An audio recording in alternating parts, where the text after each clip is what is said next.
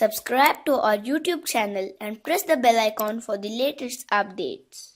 How to open Windows Explorer in Windows 7. Method 1. Click on the Start button and go to My Computer. This will open Windows Explorer. Method 2. Using the keyboard shortcut. Press Windows and the E key on your keyboard to open the Windows Explorer screen.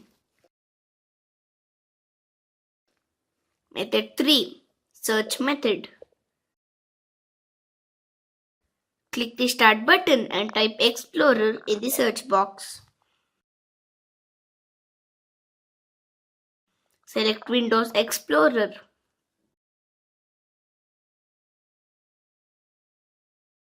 Method 4. Using a task manager. Press Ctrl plus Shift plus Escape key on keyboard. This will open Task Manager. Now click on the file and select Run New Task. Type Explorer exe and press Enter.